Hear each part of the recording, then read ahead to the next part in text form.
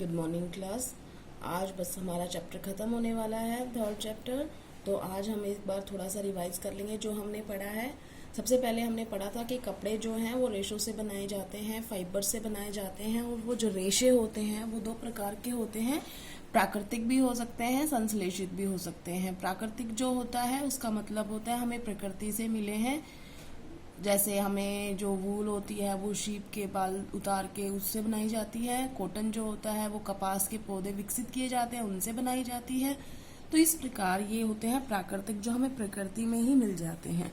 संश्लेषित का मतलब ये होता है कि वो प्रकृति द्वारा नहीं मिले गए, वो बनाए गए हैं, मैन मेड है, तो उनको हम संश्लेषित बोलते हैं, सिंथेटिक फाइबर्स बोलते हैं। जैसे पॉलिएस्टर है, नाइलॉन है, ये सिंथेटिक फाइबर्स की कैटेगरी में आते हैं।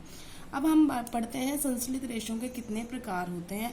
तो बहुत सारे हैं उसमें, लेकिन कुछ दिए गए हैं यहाँ पर।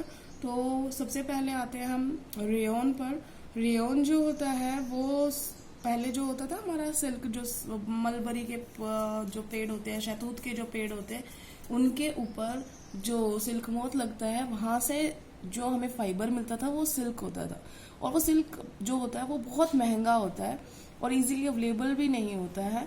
तो रेयॉन जो है वो उसका जो फाइबर होता है लगभग सिल्क जैसा ही लगता है। तो ये बहुत ज़्यादा पॉपुलर हुआ था और इसे आर्टिफिशियल सिल्क के नाम से भी जाना जाता है, क्योंकि ये बिल्कुल सिल्क जैसा दिखता है। अब बात करते हैं नायलॉन की। नायलॉन जो होता है ये भी एक बहुलक है बेटा। जो भी संश्लेषित रेशे हैं सारे बहुलक होते हैं। बहुलक मीन्स पॉलीमर, और बहुलक का मतलब ये होता है कि छोटी छोटी इकाइयां जुड़कर बहुत बड़ी श्रृंखला बनाई जाती है, उन्हें बहुलक बोला जाता है। Many monomer units are joint to form polymer. ठीक है, और ये पॉलीमर ही अलग अलग होते हैं, इकाई बदल देते हैं तो दूसरा पॉलीमर बन जाता है।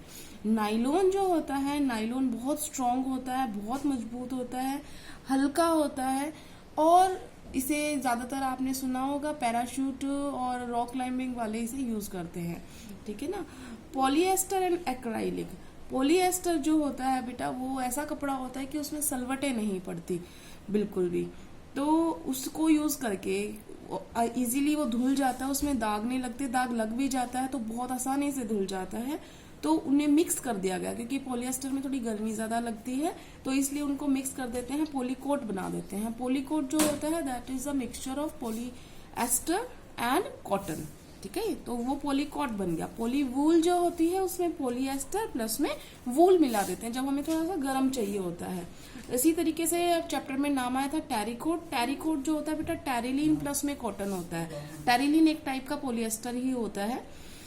अब बात करते हैं कि एक्राइलिक जो होता है वो क्या होते हैं। एक्राइलिक जो होते हैं, जितने भी आप कंबल देखते हो आपके घर में, जितने भी आप स्वेटर पहनते हो, वो सारी एक्राइलिक फाइबर्स के अंदर आती है। एक्राइलिक जो होती है वो बिल्कुल ऊन जैसा, जब हमारी ऊन होती है जो नेचुरल से बनाई जाती है उससे मैच करती है, तो इसीलिए हम एक्राइलिक को सिंथेटिक वूल भी बोलते हैं।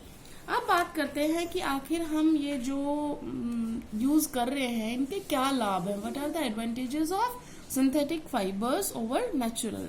तो प्राकृतिक क्यों नहीं इस्तेमाल कर रहे और सिंथेटिक क्यों इस्तेमाल कर रहे हैं, संश्लेषित क्यों इस्तेमाल कर रहे हैं। तो उनका रीजन ये है कि उनके बहुत सारे लाभ हैं। बहुत जल्दी सूख जाते हैं, गीले होते हैं, तो बहुत ज्यादा टिकाऊ होते हैं, कई दिनों तक चलते हैं, सस्ते होते हैं, आसानी से मार्केट में अवेलेबल हो जाते हैं, मिल जाते हैं। अगर आप प्योर सिल्क का दुपट्टा लेने जाओ या प्योर कॉटन का कोई लेने जाओ नहीं मिलेगा आपको, लेकिन अगर आप इनमें से लेने जाओगे तो आप इजीली पूरी मार्केट भरी होती है इनसे, और रख रखाव में सुविधा होती है, क्योंकि इनमें जो होते हैं ये सिंथेटिक फाइबर से खराब नहीं होते। अब जो कॉटन है जो प्योर होगा उसको संभालने के लिए आपको उसके धोने में भी एहतियात बरतना पड़ेगा, उसको प्रेस करने में भी सोचना पड़ेगा, उसको रखने में तय करके भी सोचना पड़ेगा, लेकिन इनको ऐसा कुछ सोचना नहीं पड़ता है। तो देखो कितने सारे लाभ हैं इसके, इसलिए सिंथेटिक फाइबर ज्यादा पॉपुलर है as comparison to natural fibres.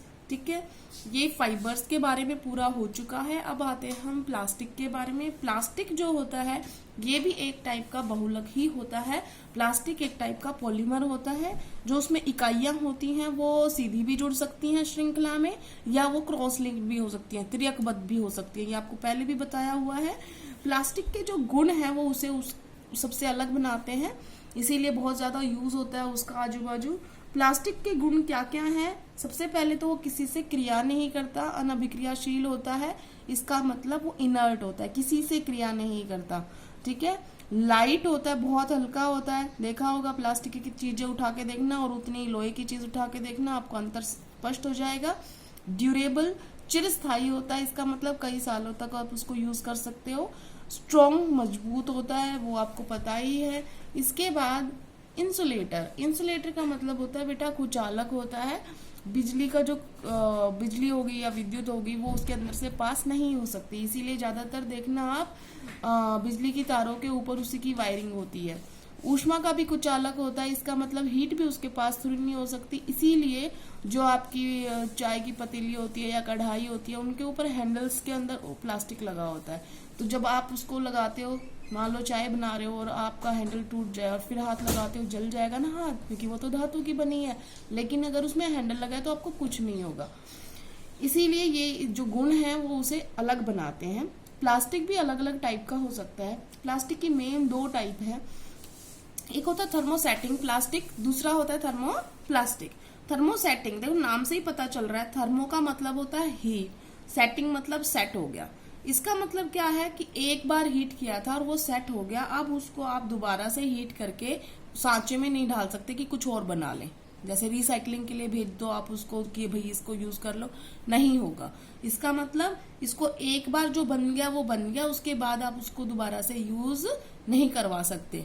ठीक है, तो हम इसको रीयूज दोबारा से यूज नहीं करवा सकते क्योंकि ये एक बार में ही खराब हो जाता है। दूसरा क्या है कि आप इसको दोबारा से हीट करते तो मेल्ट ही नहीं होता ना, इसीलिए आप उसको रीयूज नहीं कर सकते। अब क्या होता है कि इसमें कौन कौन से उदाहरण जो आपने देखे होंगे थर्मोसेटिंग में, बैकेलाइट और मेलामाइन। बेटा बैकेलाइट जो होता है वो आपकी जो स्विच होते हैं ऑन ऑफ वाले, ये बैकेलाइट के बने होते हैं। मेलामाइन देखना डिनर जो सेट होता है, प्लास्टिक की जो प्लेट्स आप बोलते हो वो यही प्लास्टिक है। ठीक है, मेलामाइन का। अब बात करते हैं थर्मोप्लास्टिक क्या है। थर्मोप्लास्टिक में ये होता है कि आप जितनी बार गर्म करोगे उतनी बार वो मेल्ट हो जाएगा और मेल्ट होके आप जिस भी सांचे में ढालना चाहोगे वो ढल जाएगा। इसका मतलब आप जैसा उसको शेप देना चाहोगे वो वही बन जाएगा। अगली बार गर्म करोगे फिर दोबारा शेप दे दो, वो दोबारा कोई दूसरी चीज बन जाएगा। इसका मतलब हम बार बार उसको रीयूज कर सकते हैं। एग्जाम्पल पॉलीथीन है, जैसे पीवीसी पॉलीविनाइल क्लोराइड जिसकी पाइप्स होती है, तो हम इनको रीयूज कर सकते हैं। अब बात करते हैं कि प्लास्टिक जो है, कई बार बोलते हैं हम लोग कि प्लास्टिक की थैलियां बैन कर दी हैं, प्लास्टिक हमें यूज नहीं करना चाहिए। तो क्या प्रॉब्लम है? गुण तो बहुत सारे हैं, लेकिन बेटा सबसे बड़ी हानि जो है वो क्या है? प्लास्टिक जो होता है वो जैव अनिम्नकरणीय है। पहले तो आपको ये समझना पड़ेगा जैव अनिम्नकरणीय होता क्या है। पदार्थ जो होता है वो तो या तो निम्नकरणीय हो सकता है या जैव अनिम्नकरणीय।